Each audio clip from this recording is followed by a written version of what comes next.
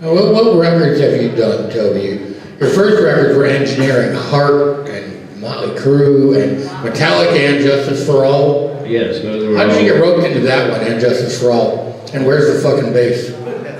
Yeah. So did he get warned him, right? Thank you. I'm throwing hardballs today, kid.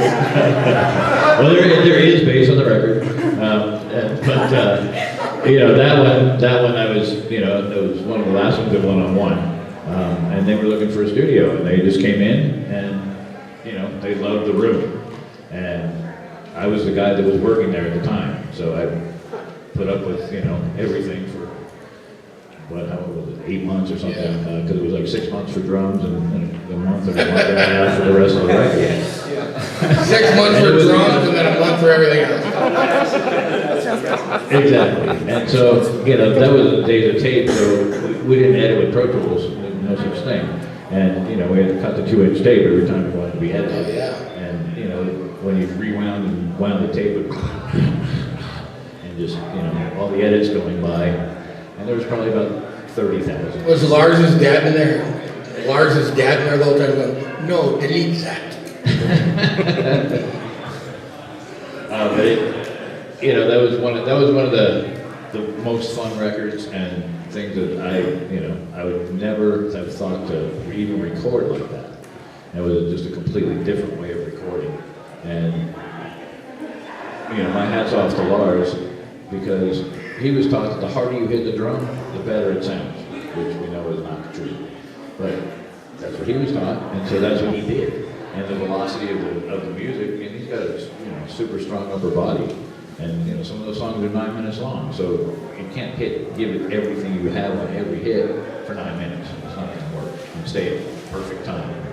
So you obviously have to edit. Yeah, and it's interesting when you talk about those, because right after you left one-on-one is when I came in there after Mike asked me to mix Rust in Peace. And the interesting thing about that was Mike did a lot of editing also with Rust in Peace. He was using a lot of different pieces from different takes. And when we started to mix it, I'd get through about the first verse and I'd be like, yeah, this is great, and all of a sudden the snare would disappear. And I'd be like, what happened there? And I would solo the snare, and I'd realize, I'd look at the tape, because you'd have the tape, and I would look over at the tape and I'd see this edit go past.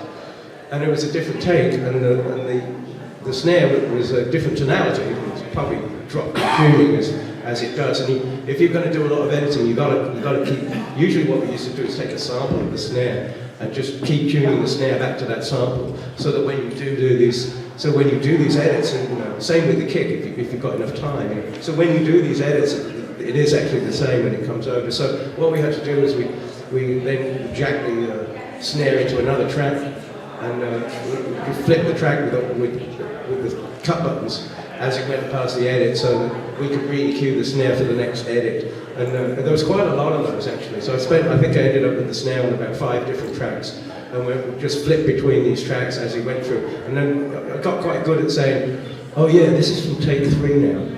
It's gone back to take 3, okay. So we'd go back to that particular track, and that's how we fix that kind of stuff. The story about Jar of Flies is that I got a call from Jerry, who's in Australia, finishing up one of the, I forget it, a Lollapalooza tour.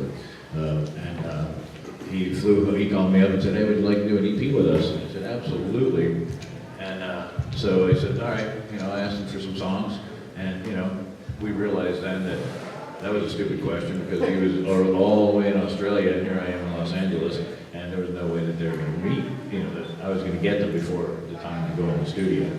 And so he said, oh yeah, I got like 16, 17 songs, and I realized afterward that he was sitting there with his manager when he told me that. And we got I said, oh yeah, man, I'll meet you up in Seattle, we'll have a great time, kick butt. And so, I obviously went up there, met him, getting the London Bridge, get it kind of set up, because the road crew got there before the band, we got everything set up. The band comes in, and I'm like, hey, what about these songs? He goes, oh, the funny thing about these songs, I don't have any. I said, okay. What are we going to do? He goes, do you mind if we jam for 10 days? Because I had 10 days of studio time booked. I thought to myself, yeah, jam with the biggest, badass rock band in the world. Let's rock. And for having no songs, you guys did pretty fucking good. Yeah, I'll say and that. so we recorded, mixed, written, everything on the spot, 10 days, and the 11th day I flew home very tired. On the 12th day I mastered. Wow. And that's the story of That's great. That's incredible. One in a million, because that, I've never heard of that happening again. You know, artists strive for months, sometimes years to make a record that they're not very happy with at the end anyway. And literally, that EP, I mean, they call it an EP technically, but I mean, front to back, it's every song on it is a single. Like, literally, every song on that EP is still on the radio today. I mean, literally, every song. It's crazy, if you think about it. The first EP to ever hit #1. That's crazy. That's great. So, what other records? So, from Alice in Chains, you've done so much stuff, Toby. What else did we basically stopped there? What did you do after that? Soulfly, Fear Factory, go down the list a little bit. I got caught up in the big metal thing, so I'm a big metalhead, so I did all kinds of, I have a bad memory, I think maybe I ate too much THC. But I can attest to this, he has. Last night. But, there were so many bands, like, in a row. Yeah. That just boom, boom, boom, boom, boom, boom, boom for, maybe 6 or 8 years in a row. You did a bunch of the Taproot records, the first one, Blue Sky Research, And, yeah, I mean, it's... Seven Dust, Home. Ozzy and Kiss. Yeah. And some very controversial records at that, like the Kiss record, for instance, which, Carnival of Souls. And so if there's any Kiss fans here, they're probably, no, yes, no. But, it is what it is. And Before I mixed Rust in Peace, I was asked to do Countdown to Extinction. And the story about what Dave sent me a cassette in those days, of the material that they had, and I started to listen to the cassette, and there wasn't much vocals on it. It was just lots of riffs, and I really didn't know what to do for a couple of days, and I started panicking because I'm like, I really don't know. I'm not really getting it. So I realized I just had to keep listening, and then on about the morning of the 4th day, I started to have ideas, and I said, okay, I think this is a bit too long. And I wrote out a whole bunch of stuff, quite ruthlessly, just chopped the whole thing up.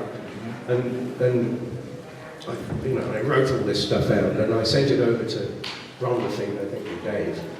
And I didn't hear back for a couple of days, and I thought, I've really screwed this up. He's gonna hate it. And then finally I got a phone call, and my wife called upstairs. She said, it's Dave Mustaine's on the phone. I'm like, my blood ran cold. And I was like, oh my God, here we go. He's gonna tear me a new one. And he said, he said, Max, in that sort of very calm manner that he has. And I said, hey man. He goes, I got your notes. And there's this enormous pregnant pause. And I thought, here it comes. And he goes, I agree with about 99% of it. And I was really astonished, really.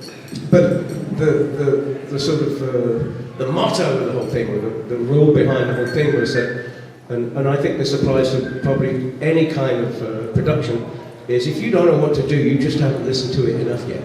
And if you keep listening to it, eventually, and we were talking about this morning, it's a bit like, I think Sherlock Holmes said, once you've eliminated everything that is not correct, then you're left with the truth. And I think in production, this is quite a valuable rule to have, in that you keep listening and you keep removing what you don't like.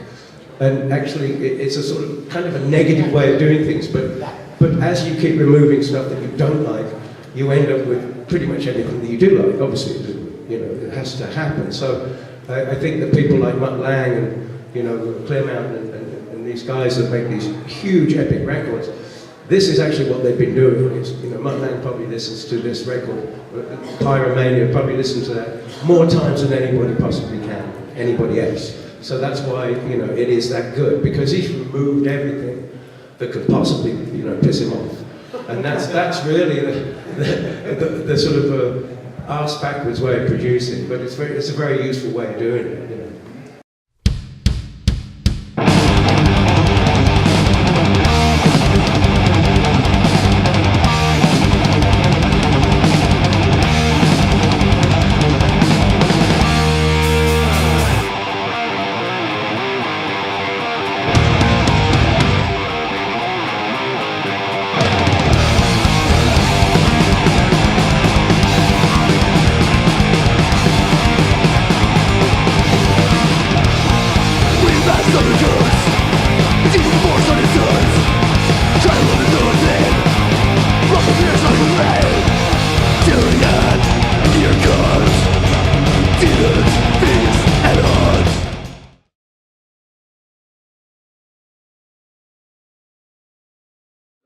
Every band, when we sign them, look, we're only going to work as hard as you are. You're not going to sign to our label and just say, oh, the label's going to do everything. No, I'm going to work I'm going to work as hard as you do. If you don't do anything, if you don't tour, fuck you. You know what I mean? It's like, I'm going to work as hard as you do.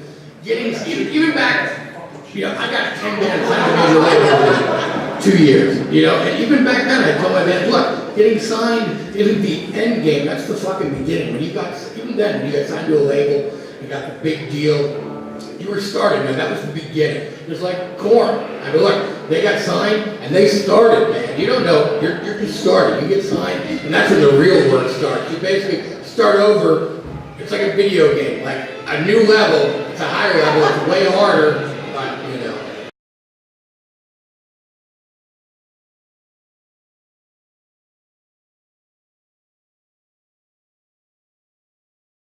Well, we're real excited to be involved with the Playback Music Expo, and this is the first one, so we're hoping that it's a big success and that we can do it again next year and make it even bigger. Replay is involved with some backline support for the live shows that happened last night and tonight, and we had some of the artists into the store to do little mini clinics, and that was great fun yesterday. They answered questions from the fans and they played a little bit. And then today they have all kinds of different panels and discussion groups talking about the industry, how to be successful in the business, how to produce music. And one of our representatives, John, is going to be moderating some of the panels and speaking about the artist relations aspect of the industry.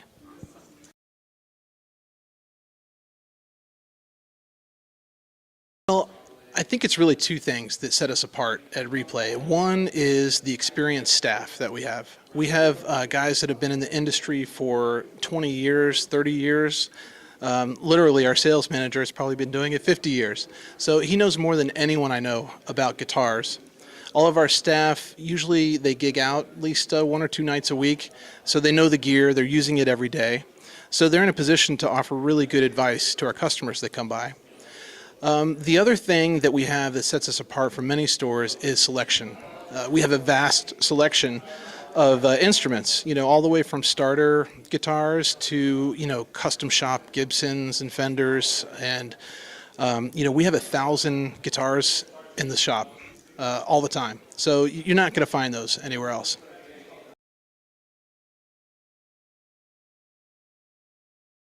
Well, I mean, it's great to operate a local business. We're in Tampa, Florida, and we have a lot of customers that feel strongly about supporting local businesses and individually independent businesses. And it's terrific. Some of them have maybe had negative experiences, at the chains and the big box stores. And we try to just always provide the best customer service that we can, treat everyone that walks in the door like a VIP customer, because they are, and we're happy to see them coming in, and we're glad they keep coming back.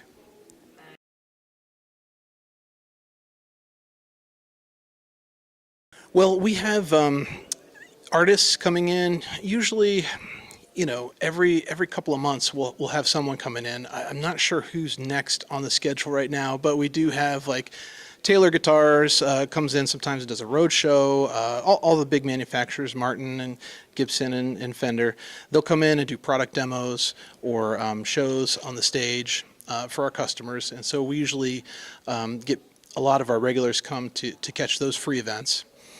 And so we're just gearing up right now. We're in the middle of the holiday retail season, so going like crazy trying to keep up. We have our retail store in South Tampa, but we also have a website, replayguitar.com, and we ship all over the U.S. for free. So please consider us next time you're in the market for some gear, and we'll exceed your expectations.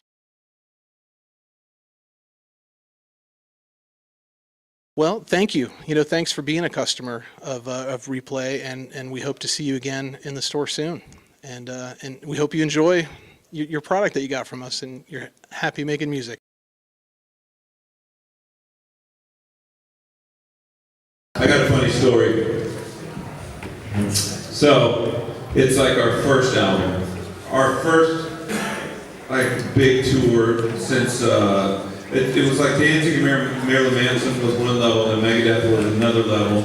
And we were so stoked, and just Megadeth fans and everything. And we get there, and we're told by the tour manager, Mustaine doesn't want any alcohol around on the tour. We're like, what? We drink beer every day, that's our food. And they're like, well, if you're gonna drink beer, no beer cans, and we're like, okay, we'll put it in water bottles. But we'll see the beer in the water bottles. So we had to get duct tape. It's a true story. We had to get duct tape and duct tape the Avion bottles all the way to the top so you couldn't see the beer. The first Jaeger band. I don't think they did Jaeger tours until then. I mean, you're probably like Really? the very first Jaeger sponsored tour. I remember we'd seen going out to see Metallica on Justice for All, and Lars had snuck some over in the wardrobe case because he came over from Europe. He said, here, try some of this. And it was the most god-awful stuff I've ever I don't think I ever drank it again after that. And it was really a blessing, man, to have the Jägermeister girls show up with bottles every day, because my singer drank it every day. And then he's the nicest guy, but then he would look for one of the band members, one of us, to punch us in the face later at night. And when he walked on the bus, it was like, oh, John's coming, get your bunk, put your covers over it. And then some nights, there's a couple nights we found him in the bathroom of our tour bus. He's puking, right? And there's urine and puke in the toilet, and we're like, John, are you okay, man? You okay? And he scoops it up with his left hand and looks at us and drinks urine and puke and just grins. And we're like, right on, Jaeger girls, thanks. True story. Speaking of urine, it made me think of how we used to save time driving city to city in a van with 4 dudes and all of our gear. We got really good at peeing in water bottles because that saves a lot of time. And if you can go 65 miles an hour and make it into this, no matter who you are, it takes a skill, it's a craft. But then we had one better because there'd be some splashback, you just can't help it, and that's their living quarters, and there's 4 men in a half of a van, the other gears in the other half. So don't ever hit the brakes because you'll get killed with your 18 cabinet. But anyway, so to save even more time, we just drilled a hole in the bottom of our van, about in a circle, put a funnel, a beer funnel, down there, so you can no splashback at the same time you really see.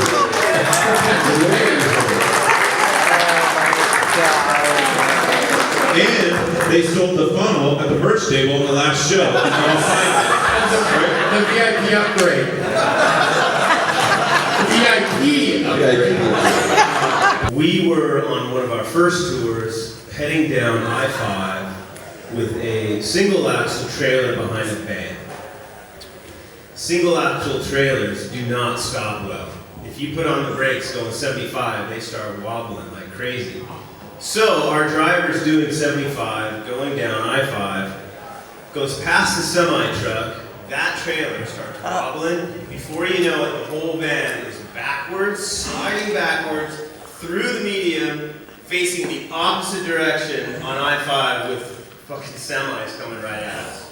So, yeah, before we even got started, we almost died.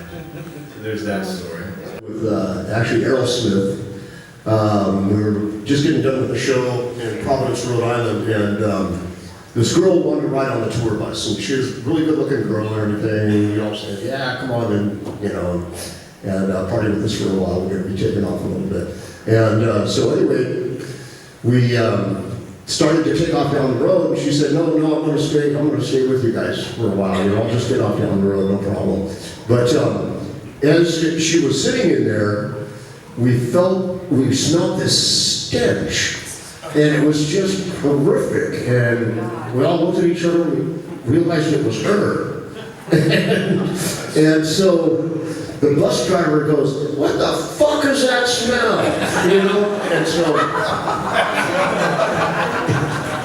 so we had to pull over on the side of the freeway, and he pointed at her and he said, you! He pointed at her and said, get the hell off our bus. And she was so messed up, she didn't understand what he was even saying. So anyway, we're pulled over on the side of the freeway. It's snowing out like crazy. And she gets off the tour bus and she goes, fuck you, Aerosmith. She thought she was on Ghostbusters.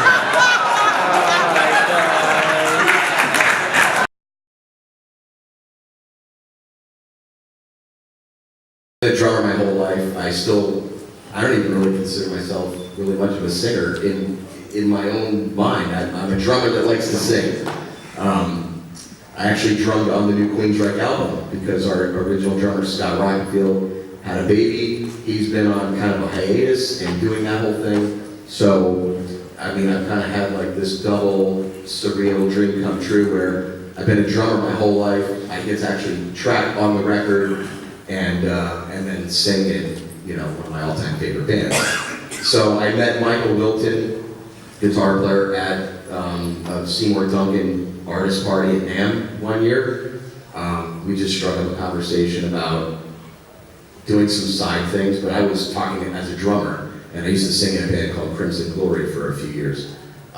So one thing led to another. He sent me some music, and I was like, wow, this is really, he was like, can you sing like Chris Cornell? I was like, I mean, I'm a pretty good chameleon at things, but I said, man, this music just screams Queensryche. It really, you know, and so I just said, well, I'm just going to write what I want to write over it, and I did. And I sent him back something saying, hey, I know you were kind of digging the Chris Cornell vibe, but that's not really my style naturally. I'm more of the Bruce Dickinson, Jeff Tate.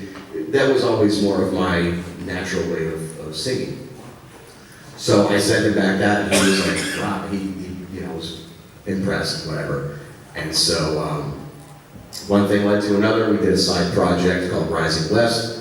And there happened to be a falling out with the original vocalist, and it just kind of was a lateral transition. And so I've been in the band going on 7 years. This will be my third album with the band.